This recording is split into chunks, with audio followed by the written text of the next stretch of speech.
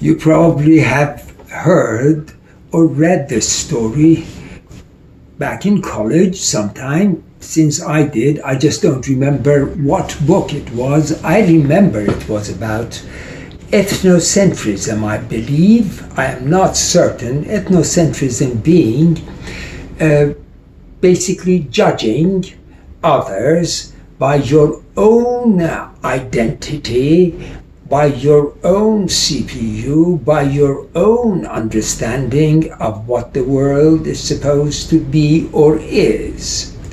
That is, by your own ethnicity, if you will. Anyway, this, once upon a time, if you will, this boy, young boy, from a very far away land, goes to America as an exchange student, as a high school exchange student. He was around 13 or 14 years old, and he was very excited going to America. His mother was very excited too, wanted him to learn things and be expanded to a new horizon. Now, when he's over there, the mother keeps writing him letters, and he keeps writing back, and the mother asks questions. Like, what kind of people are they? What are their habits? What do they do? He said, well, in here, they have a very interesting ceremony. It's a mating ceremony like we do have. And they call it football.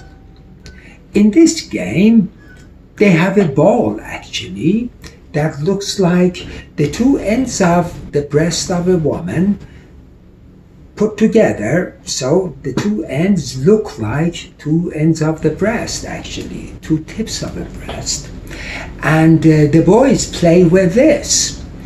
And the way it works is that two tribes get together, each of them with their own colors, and their own women come too, with the colors of their own tribe, and they have things that are called batons, these girls, and they throw it up and down. These batons look like the instrument of a boy, and they have got these little fluffy things that they shake around, and they attract attention to themselves with that. They jump up and down, and they cheer, and they make a lot of noise and sing. They show parts of their body by jumping up and down. And these boys, when they come in very, very masculine, and they look very excited, and they make these sounds of themselves like ho ho ho ho ho. You know, they come in and they run and they hug, and they're very masculine and manly. They stand against each other, and then the games begin. The tribal games begin. The mating games begin. They all run after this ball. Somehow this ball has to do with everything. They have to go from one end to another end of an area they call field. They go from this end to that end. But anyway, one tribe wins at the end. And that tribe actually puts the girls on their shoulders, and they run around and sing, and they're very happy. And the mother thinks, goodness gracious, the whole world is just the same. We have the same type of ceremonies here. This is fantastic. I'm so happy to have sent my son over there. So, you know, he's learning that the whole world is just the same. And people are people. They're just people, different languages. On the other hand, the boy in one of these ceremonies meets this girl that he keeps an eye on, keeps looking at her, and she looks at him too. She likes him, it seems. And he goes forward. It was very loud. It was in the middle of a cave. So he goes to her and puts his mouth to her ear and says, will you go out with me? Would you like to have ice cream or something? And the girl looks at him and goes like this, yes. The boy takes off and leaves. The girl is just standing right there. What happened here? You see, in some cultures, bringing your chin down means no. And the boy happens to be from that culture. He thought the girl said no.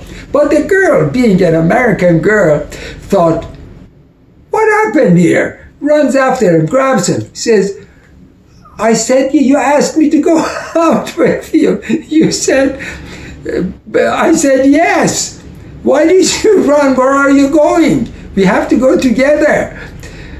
And he said, oh, I thought you said no. You see, a communication occurred in here. The way communication occurs is that there is a state of equilibrium. Nothing is happening. And there is A and B, boy, girl. And then there is a message sent, right? The message has to be received. The girl receives the message, sends a response back. Is this what you mean? This is the best form of communication. Is this what you mean? The boy either says yes, no, or corrects it. Now, the girl again says to that message that is corrected, again it's a new message. She has to say yes, no, maybe, something, right? If she says yes, he has to respond, oh, very well, let's do it. If she says no, corrections, he has to again start. How about this? Goes back and forth. It has to keep going back and forth, a form of dialectic. There has to be a communication going on. There has to be an evolvement going on, some sort of development in a communication. Just sending it one way, sending a statement, is not then a communication. That's a statement made. Bang, it can hit a wall and don't even bounce back.